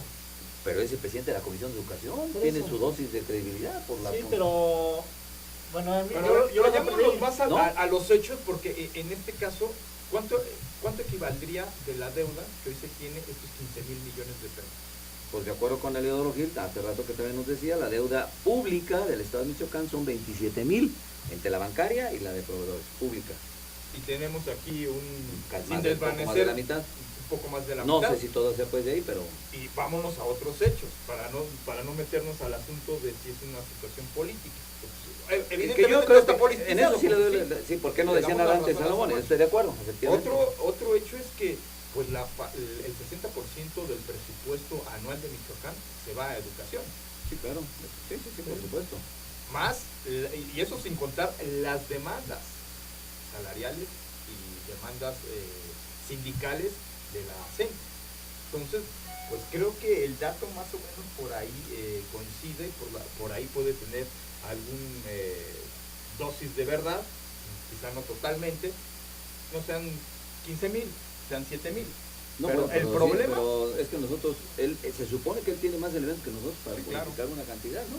El problema es que si sean 1,000 o sean 500 pesos, el problema es que continuamos con esa situación de seguir viendo que, bueno, la fuerza magisterial a través de la CENTE, pues tiene, torciéndole el brazo al Estado y a las finanzas del Estado. Ahora Samuel, él dice que él sí lo señaló desde el 2012, aquí la nota ahí, no sé si lo haya señalado así o no, pero dice que desde el 2012 él señaló que en la cuenta del 2011 había ya 9,000 millones de pesos que no estaban, pues, o sea, que no checaban contablemente. Luego le suma 2,216 para el 2012 y ahora en el 2013 cerca de 4,000. No, pues así la suma pasa inclusive de los 15,000 millones, pero él dice que él sí lo dio a conocer desde un principio, yo no, la verdad no sé. Ahí hay cuestiones que yo, bueno... Pero tú le ves su sesgo político.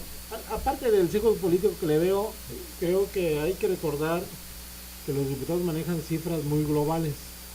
Cuando en un proceso de auditoría, muchas de 100 pesos se desvanece en 50 y hay todo un proceso para largo plazo para desvanecer lo demás. Yo me refiero que sí son cifras que impactan, que llaman la atención desde el punto de vista mediático y que golpetean. Pero yo tomaría con muchas reservas ese tipo de cifras y el proceso de desvanecimiento de observaciones. Bueno, es que él no está diciendo que alguien se los robó. Dice que no están ajustados contablemente. Ahí tiene razón. Que no saben qué se gastaron. Que no saben qué se gastaron. Eso tiene razón. Porque si tú ves la glosa como encargado de esa comisión y no te queda claro, pues dices, bueno, es que no sé en qué se gastaron. Ese es el punto. Yo tengo mis dudas y yo creo que sí, más bien mucho de este dinero sí se fue a parar a otros lados, pero sí es una percepción mía. Pero oficialmente lo que él dice es que no saben qué. Ahora, Auditoría Superior debe decir en qué, ¿no? Yo iría más al fondo, porque ese es el problema del fondo, y como haciendo esta labor periodística. Más superficialmente abordamos el tema. Nada más a la parte política, el fondo debe de ser, y en la labor periodística es exigirle a las autoridades qué van a hacer para que esto no siga pasando. Yo creo que ese es el problema, efectivamente, o sea, hay acciones del actual gobierno, no solo para sancionar eventuales irregularidades, uno, dos, tan importante como eso, para contener ahora esta caída libre en que va la educación, no solo en términos cualitativos, sino también de lana. Yo recuerdo que Fausto Vallejo, al inicio de su gobierno, insistía mucho en que no hay que mirar para atrás, no, eso es hay que mirar para adelante, todo para adelante. Bueno, pues ni miró para atrás ni para adelante. Al final de cuentas, Fausto volteó para otros lados, pero ni para atrás ni para adelante. Ni sancionó nada de atrás, ni sentó bases para que en adelante se evitaran este tipo de fenómenos. Volteó hacia la izquierda. Pues volteó para la izquierda, no sé para dónde, porque todo lo que pasaba en Michoacán le pasaba de noche a don Fausto. Entonces, en esto también. Pero oye, pero no hay nada. Salvador Jara, hoy Jara sí tendría que tomar y decir, bueno, a ver, señores, los diputados dicen que hay y cotejo con la Auditoría Superior y Contraloría y todo, y la Secretaría de Educación. ¿Qué vamos a hacer al respecto?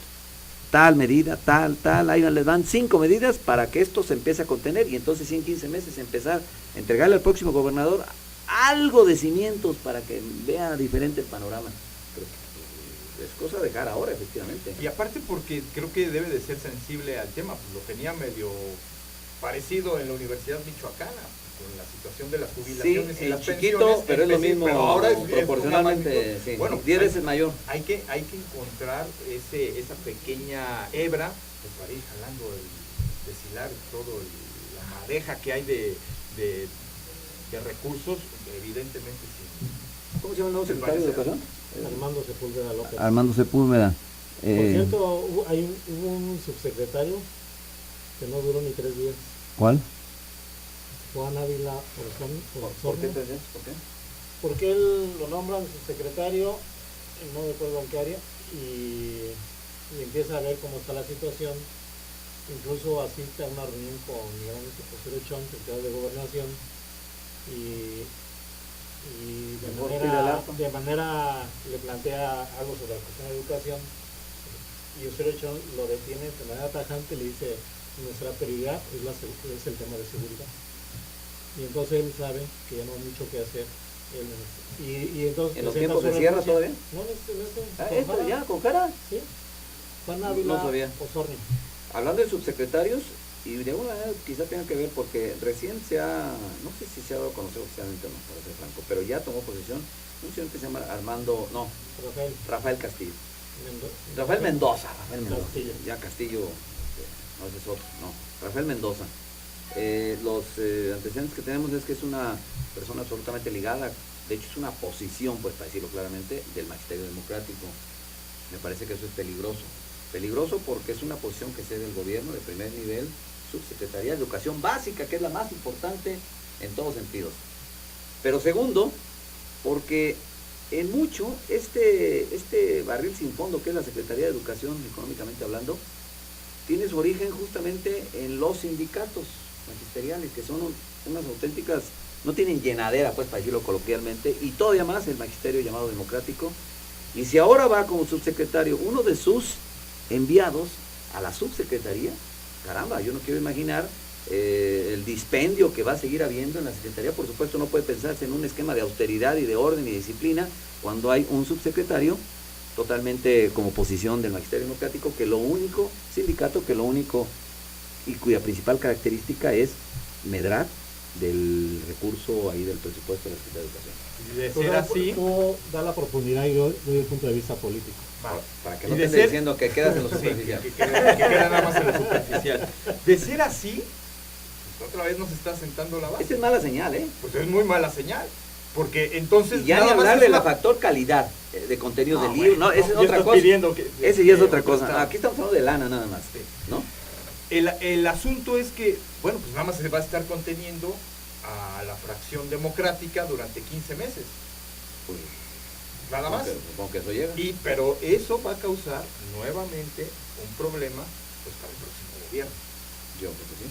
Entonces, pues, creo que nuestra exigencia sería pues estar revisando que se cumpla y que esto no pase. Ahora tú superficialmente. Yo desde el punto de vista político. ¿Cómo era? No, tú político, a ver. Yo diría que lo criticable es poner un agente del movimiento democrático magisterial en un área educativa que tiene que, de un movimiento magisterial que está en contra de la reforma educativa. Claro. Dentro de un área de gobierno que tiene la obligación moral, ética y legal de implementar esa reforma educativa. Es decir, como que no hay una coherencia ni congruencia entre el personaje que está en contra de la reforma educativa en una posición que debe implementar esa reforma educativa. Entonces ahí lo veo lo extraño y todo lo demás. Y no creo que sea él un buen enlace entre el movimiento democrático y el gobierno del Estado. Son posiciones ya de ellos fijas, radicales. ¿Cómo que posiciones? Posiciones son en su sindicato, ¿no? Posiciones, sí, fijas y radicales. No las de... posiciones ideológicas, sí. Yo creí que de chamba. No. Porque entonces, sí las tienen también, ¿eh? Sí, entonces yo creo que son cuestiones ahí de que ellos no van a cambiar su plan de acción, ya lo han demostrado a nivel nacional, aunque el gobierno les dé todo. ¿Saben qué? Aquí está esto, pero ellos no van a cambiar porque son mandatos nacionales y ellos los van a cumplir contra viento y marea. Y poner una persona ahí no va a cambiar ese sentido de entre comillas, de lucha que tienen. ¿Alguna conclusión de nuestra mesa, Toño? Para que ya se vayan a ver Brasil contra Alemania. Brasil porque te veo nervioso. Alemania. ¿Sí es No, Brasil, pues, Alemania hoy o cuál es? Que Brasil no tiene problema. No, es Brasil. Sí, es Brasil, Alemania. Alemania va a ganar. ¿Cómo? ¿Quién no tiene problema? Brasil. ¿Para qué? Para ganar. Y me extraña que tú le vas a Brasil si eres güerito. Si va a ganar Alemania tranquilamente, mi estimado Toño. ¿Sí? No creo. ¿Qué le vamos Tranquilamente poniendo? no ¿Qué creo. le pones? ¿Qué le vamos poniendo? Un desayunito aquí, mira, que nos están poniendo. No, porque ¿sabes qué? La última vez que apostamos... ¿Qué? ¿Yo te debo algo o qué? Sí. ¿Qué te debo? Sí. Bueno, a ver, María de Los Ángeles entonces, Yanderal, tú decías que iba a quedar en el INE. Y yo dije, no le da, no le alcanza. ¿Y los demás? ¿Sí, cierto? ¿Tú estás de Castilla? ¿Estaba Samuel? No, pues yo voy de Colofón. Ah, bueno. A ver. Bueno, doble o nada. No, ¿te comida. Bueno, por eso, doble o nada, pues. Comidita. Yo Alemania y tú Brasil. Me parece. Órale, pues. ¿Y alguna Y conclusión? vamos los dos a mitad y mitad y vamos a Alemania y tú Brasil. Dice Samuel, yo con el que gane voy. Samuel se apunta en todas. ¡Ah! Casi. Espérate, porque va a cerrar ahorita, ¿eh? A ver, una conclusión. Creo que está en el PRI está apuntado. ¿Para el PRI? Bueno, pues son temas, 3 temas importantes. Lo del PRI, creo que pues Marco Polo Aguirre, pues simplemente va a ser lo mismo que va a pasar con el asunto en la Subsecretaría de Educación, en la Secretaría de Educación, pues simplemente hay que rellenar el pozo con tantito asfalto y el pozo se va a volver a hacer. Entonces, pues finalmente va a pasar lo mismo. Está bueno. Gracias, Toño. Gracias, Jaime, gracias, Samuel. ¿Qué nos quedamos, Samuel? Pues nomás diría que lamentable la cuestión de lo que viene a ser el gobierno federal, decir que va a promover y está ya prácticamente diciendo que van a haber inversiones nacionales y extranjeras. Me gustaría que le pusiera nombres y fechas, porque creo que todavía Michoacán no está para ese tipo de situaciones. Yo con toda ansia espero que sí se hagan, aterricen inversiones, claro. Que generen empleos y haga circulante en las finanzas públicas y privadas, pero creo que todavía está muy endeble. Gracias, Samuel. Siempre. Estamos pendientes. Bueno, vamos a una pausa y regresamos a la parte final de Respuesta esta tarde de martes. El acontecer diario de la ciudad. Respuesta. ¿Conoces algún joven que merezca ser reconocido por logros, talentos, aportaciones y compromiso social con Michoacán? Fisuras por contracción plástica. Para evitar estas fisuras, es necesario realizar un buen proceso de curado, ya sea a través de regar directamente con agua los elementos de concreto o aplicar una membrana que impida la pérdida de la hidratación. Con cemento extra es más fácil. Este efecto antigrietas es debido a que permite retener la hidratación dentro del concreto, igualando o superando el desempeño de las membranas de curado. Al ir provocando poco a poco la pérdida de agua, impide un secado rápido y drástico. Por ende, no da un ambiente favorable a la formación de las fisuras. Es importante destacar que no se debe eliminar por completo el proceso de curado. La gran ventaja es que este proceso se vuelve más sencillo, requiere de menor cantidad de agua, así como dedicarle menos tiempo.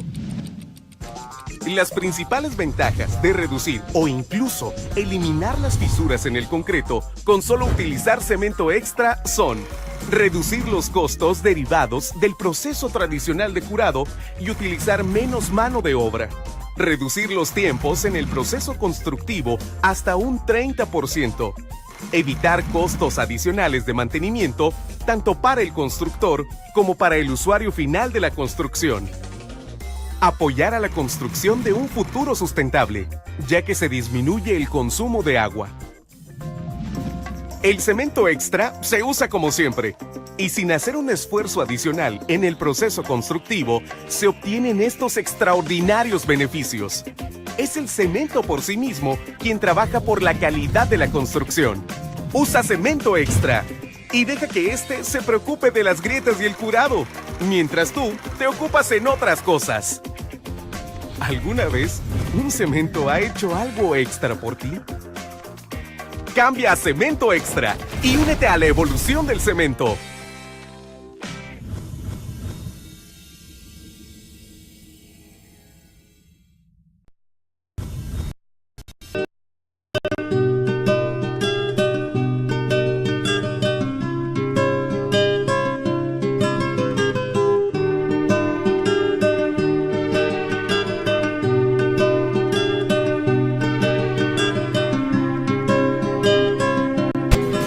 Está usted sintonizando Respuesta con Jaime López Martínez a través de Vox 103.3 FM.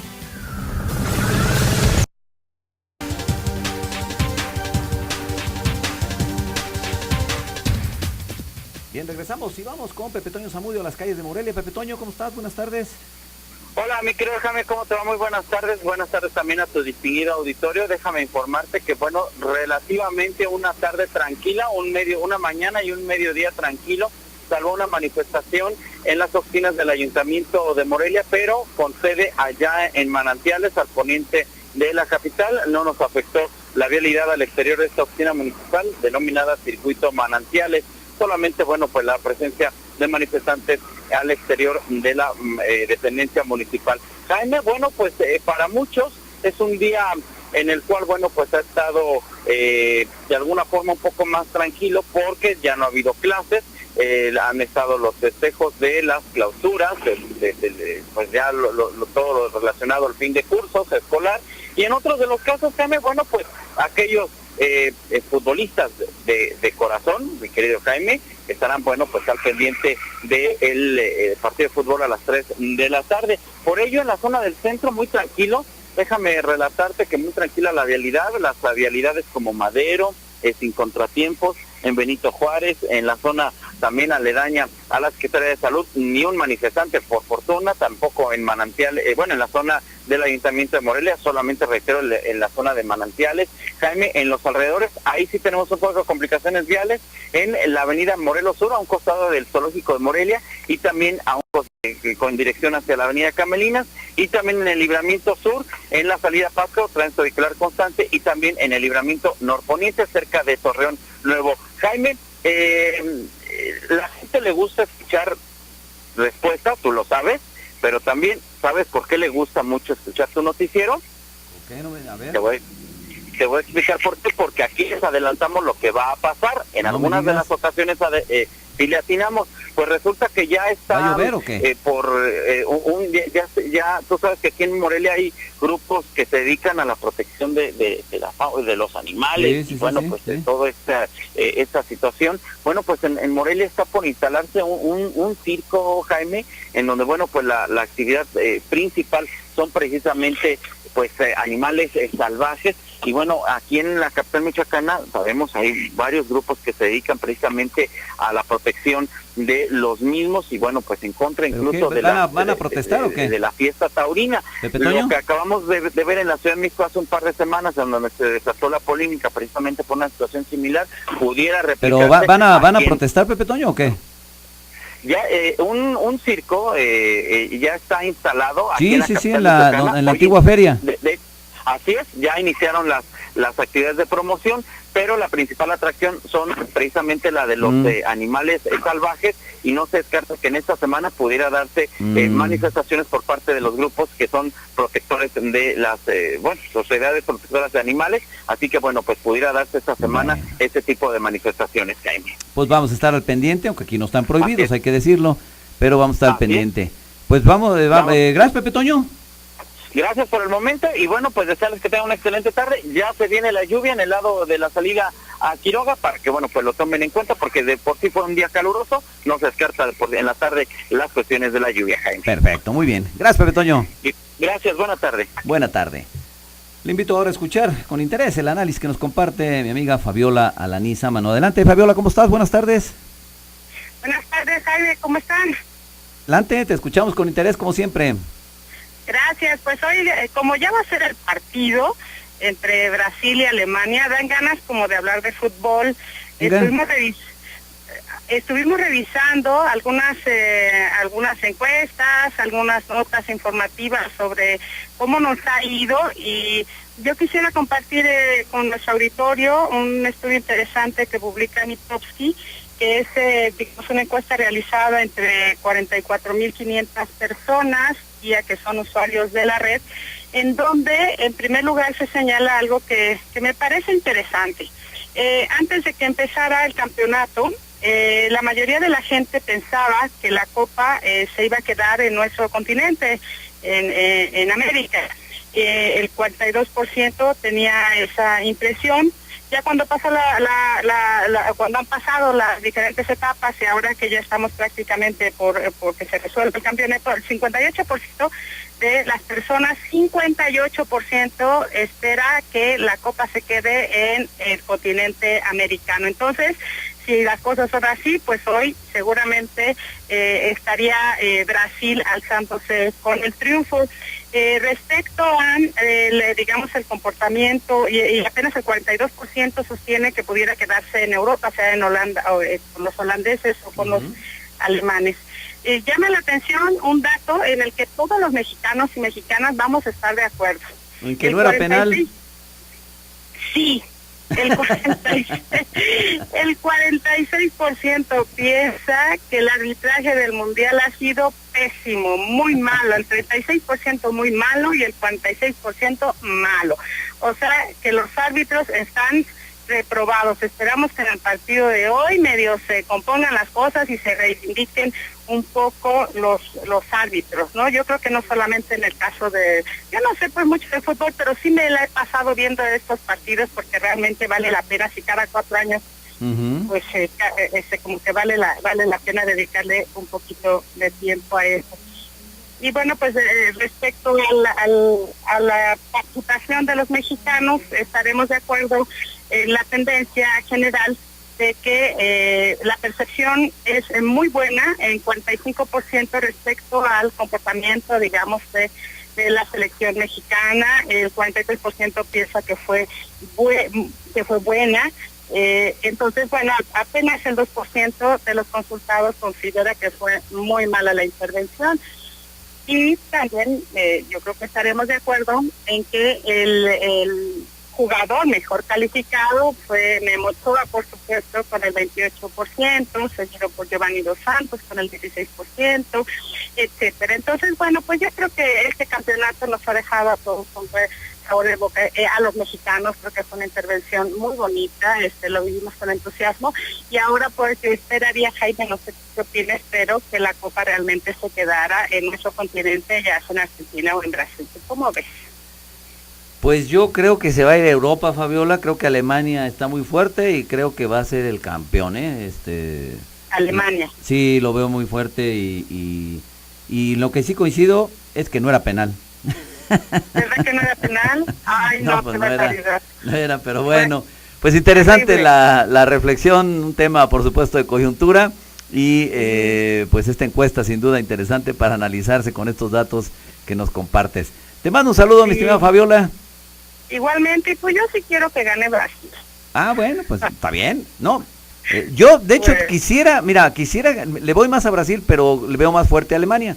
Entonces, ya un amigo aquí me acaba de retar y pues tuve que irle, pero ya no con el corazón, sino con lo que creo que es con la cabeza. Y con la sí, porque pues ya para el bolsillo pues hay que ir con la cabeza.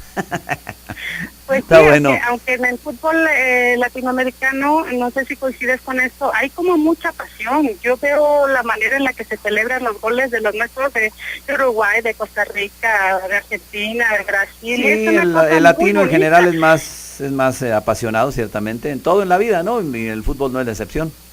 Sí, es cierto, los europeos así como cada gol, ¿no? Sí, gol, aplausos. Gracias, Fabiola, te mando un saludo, que estés muy bien. Gracias, un abrazo. Adiós, luego. que estés bien. Bueno, vamos a pausa, ¿tenemos a alguien o qué? Erika Vilés y su análisis también aquí en Respuesta, como todos los martes, y ahorita nos vamos a la última pausa. Eric, ¿cómo estás? Buenas tardes, adelante, por favor. Hola, ¿qué tal, estimado Jaime, amable auditorio? Con el gusto de saludarlos y de comentar que efectivamente no es tarea fácil trabajar en la Secretaría de Educación en el Estado, mucho menos ser el secretario de Educación en esta entidad que durante décadas de abandono, de corrupción, se ha logrado colocarnos a nosotros mismos en los últimos lugares a nivel nacional, ya con una desventaja de más de una década respecto al sistema educativo de Sonora, como señala el último estudio de progreso educativo del Tecnológico de Monterrey. Asimismo, es a decir del actual secretario de Educación, del doctor Armando Sepúlveda, una responsabilidad extenuante. Sin embargo, en todo este tenor, y máxime que va llegando al puesto los mensajes que está mandando a la sociedad michoacana con sus deslizamientos de nombramientos al interior de la Secretaría de Educación y con las declaraciones que ha hecho al respecto de la reforma educativa, esto no pasa inadvertido. Michoacán ya no es la entidad en la cual todo se podía y nadie decía nada. Ya no estamos en el 2004 o en los 90, cuando sucedían cuestiones inaceptables y se le aplaudía al nuevo funcionario en turno. En esta ocasión, el hecho de señalar que la reforma educativa no puede aplicarse a rajatabla, el decir que requiere adaptarse para Michoacán, implica un retroceso de varios años, implica echar por la borda el trabajo que venía realizando el secretario de Educación, ya ahora recientemente removido, el licenciado Jesús Sierra Arias, quien mantuvo una postura de implementar la reforma educativa en la entidad, y prácticamente en todos los rubros hubo avances. En ninguno, creo, se logró consolidar el paso importantísimo de la reforma. Sin embargo, sí se corroboraron algunos avances que ahora merecen más seguimiento, mayor implementación y no un golpe de timón hacia el pasado. Entendemos también que es un proceso arduo y empatizar con el secretario de Educación en el sentido de que justo ahora tiene un cargo, el cargo tal vez más importante de su carrera profesional, y justamente en este punto hay el contrasentido de que ni siquiera ha podido llegar a conocer su oficina y tomar posesión de la misma. Sin embargo, esto requiere mucho más temple, ya que ve realizada una muy simple pero legítima aspiración de todo burócrata, es decir, la de poder colocar un florero y una fotografía familiar en el escritorio puede resultarnos carísima a todo el Estado si se cumple la palabra empeñada con quienes simplemente no tienen palabra de honor. Más aún, recientemente nos enteramos de que se está manejando de manera extraoficial que vienen funcionarios de la década pasada a ocupar la subsecretaría de Educación Básica, procedentes de la disidencia magisterial, de la beligerancia sindical, que precisamente ha tenido esos puestos clave durante muchos años, y los resultados ya los conocemos todos. Creo que es momento de que se desmienta esta información, que se haga público el nombramiento de funcionarios de alto perfil, experiencia probada y neutralidad ideológica, sindical, política y de intereses para poder garantizar que la educación michoacana llegue a buen puerto, ya que mientras tanto las cifras en la entidad no han mejorado llanamente, y esperaríamos que a la brevedad se solucione esto. Hasta aquí mi comentario, estimado Jaime y amable auditorio. Gracias Eric, te mando un saludo, que estés muy bien. Igualmente, un abrazo para todos. Hasta luego.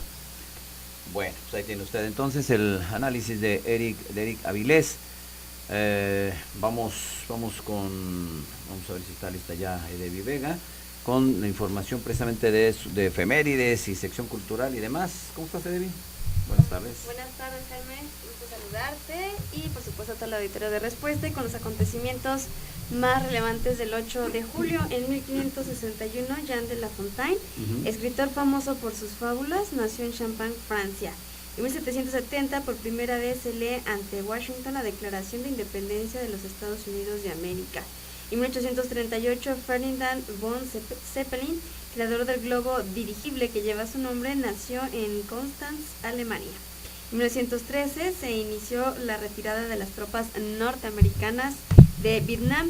Y en lo que se refiere a la efeméride de nuestro estado, en 1913 la columna constitucionalista al mando de los generales Guillermo García Aragón, Alejo Mastache y Cipriano James ataca y toma la plaza de Aguililla, cuya guarnición federal se encontraba liberada por el mayor Tomás Bravo, la cual se dispersa por diversos puntos de la Tierra Caliente.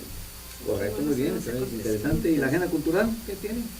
Actividades para este martes ya, pues tenemos actividades interesantes. Lo importante es que la mayoría de ellas buenas, de calidad. Y de gorrita. Exactamente. Entrada totalmente libre, como esta de Tangos contra Boleros, un espectáculo musical con Carlos Ornelas, Juan Carlos Arvide y Miguel Alemán. Esto será en el Museo del Estado a las 19 horas con una entrada totalmente libre. La presentación de Viva mi Pueblito Zacán, nuevo material discográfico del dueto de Zacán, de este disco que ya habíamos regalado, de la colección Músicos Michoacanos de la Secretaría de Cultura. Bueno, el día de hoy tendrán la presentación, así para quienes se interesen escuchar en vivo esta presentación, y parte de este disco será en Centro Cultural Universitario a las 19 horas con una entrada totalmente libre. Este está ubicado en Avenida Madero, Poniente 350, esquina con Galeana.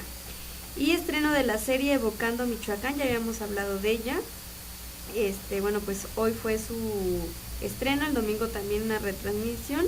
Y Cabaret Trágico, es una presentación de artes escénicos, será en el Teatro José Rubén Romero. El Cineclub también, Los Hermanos Soler, es el ciclo, se estará proyectando la cinta Pueblito del director Emilio Fernández, será en el Museo Casa Natal de Morelos a las 17 horas con una cooperación de 5 pesos. Y en Zamora, el Cineclub Salvador Toscano, el ciclo es Nuevo Cine Francés, estarán proyectando la cinta Mou o Amor en el Centro Regional de las Artes de Michoacán a las 20 horas con una entrada totalmente libre. Y ahí mismo en Zamora, el seminario de Michael Foucault y los Chongos Zamoranos, en su etapa 4, serán Las Palabras y las Cosas, será en la Casa de la Cultura de Zamora a las 18:30 horas con una entrada totalmente libre. Así que hay actividades interesantes para este martes.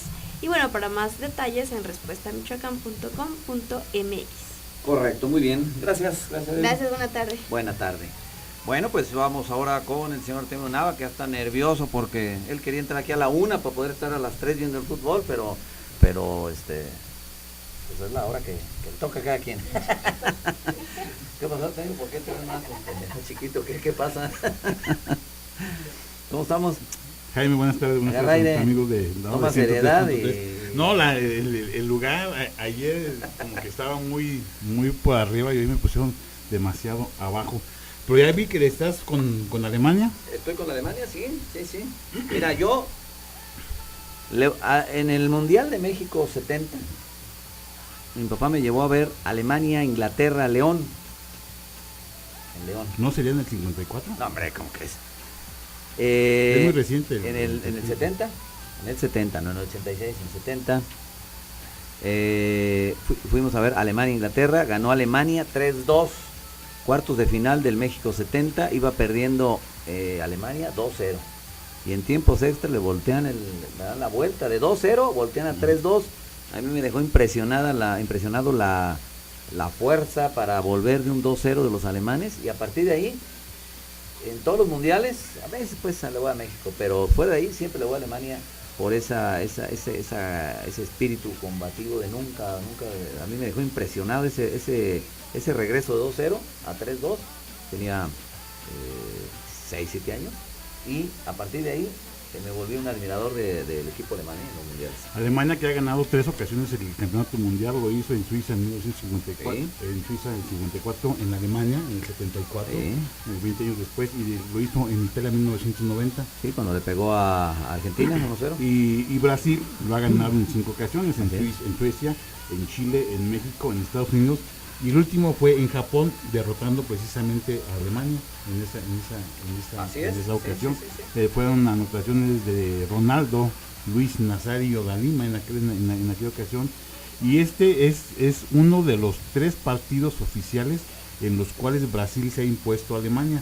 Solamente han coincidido en un campeonato mundial que fue precisamente esta final de Corea-Japón en el 2002. Pero ellos el primer partido oficial en el que se enfrentaron fue en la Copa Confederaciones en Guadalajara, en la fase de grupos, en donde Brasil goló a Alemania 4-0, y después se enfrentaron en el 2005 también en la Copa Confederaciones, y también el triunfo en esa ocasión fue para Brasil 3-2, así que los números están con Brasil en encuentros oficiales y en partidos amistosos también, porque de las 18 ocasiones en las cuales se han enfrentado, 9 han sido para Brasil, 4 han sido para Alemania, y se han registrado 5 empates. Digo, los números pues favorecen. Los números están a favor de los amazónicos, pero fíjate que lo que se ha desplegado en este mundial, hay que recordar que Brasil, pues los vamos a dejar fuera, fíjate, Brasil en el primer partido contra Croacia, pues se tiene que le regalaron pues el famoso penal, ¿no? Después viene ante México, en donde terminó 0-0, y bueno, algo que mostró fue contra Camerún, que engoló 4-1, y en octavos de final pues tuvo serios problemas Brasil para derrotar a Chile en penales, y no se diga el partido de cuartos de final ante Colombia, que ganó 2-1. En ese aspecto, pues Alemania, que inició goleando 4-0 a Portugal, que no era un rival fácil, después se empató a 2 goles con Ghana, y se impuso a Estados Unidos 1-0. En la fase de octavos de final, pues Alemania pasó sobre otro equipo brasileño, que es Argelia, al que le ganó 2-1. Africano, perdón. Y después se impuso a Francia 1-0. O sea, los rivales que ha enfrentado Alemania en este mundial han sido mucho más fuertes. Entonces, yo veo un equipo más sólido, no solo porque me guste Alemania, sino porque lo veo más sólido. Es un equipo más fuerte, y bueno, pues hoy en un minuto más estaremos conociendo quién será este campeón. Y es tal la circunstancia o el temor que tienen los brasileños, Jaime, de que su equipo quede eliminado, que algunos ya hicieron rezos desde la mañana para encomendarse a San Expedito, que es el santo brasileño de las causas urgentes, y rezaron toda la mañana para que les dé ánimos a los jugadores. Hubo otros más aficionados que desde temprano metieron los nombres de los congeladores, los nombres de los alemanes al congelador, como una especie de magia para congelar a los jugadores. Pues yo con eso van a estar temerosos los alemanes. Otros lo metieron al horno de microondas para quemarlos y que no sean Y luego, ¿por qué nos dicen que somos pues tercermundistas pues? Y ahí te va otra. La gran mayoría de los aficionados brasileños que se van a dar cita, se burlan en Europa de nosotros pues. Se van a ir con la misma playera que han asistido a todos los partidos de Brasil sin lavar. No, ha de oler, pero como a Paco Rabanne. Para que si no es futbolísticamente, al menos con el olor, Jaime, les van a dar cuerda por ahí. Así que Brasil, Alemania. Pues ya en 2 minutos. En 2 minutos, y es un partido que se ha sancionado por el mexicano Marco Antonio Rodríguez. Con Chiquiráculo, efectivamente. Pues vamos a verlo, ¿no? Vamos a verlo. Órale. Gracias, Artemio. Nos escuchamos más tarde. Buenas tardes para todos. Buenas tardes. Pues ya nos vamos. Muchas gracias a Laura López en la producción. Yo le aviso que miércoles, jueves, viernes y el lunes de la próxima semana no podré estar aquí, me ausentaré, y le agradezco a mi amigo Julio Hernández Granados, que me hará favor de estar conduciendo Respuesta estos 4 días. Dicho lo cual, ahora sí, los agradecimientos para Laura López en la producción, a Rodrigo Zamudio en la producción televisiva, a Manuel González en los controles operativos de radio. Un saludo para todos los amigos de Canal 8, el Telecable, por supuesto, a los amigos de radio, por supuesto, de Vox 103.3. Les invito para que sigan en la programación. En la tarde viene Toño Gutiérrez, en la noche está desde luego Nacho Martínez, en fin.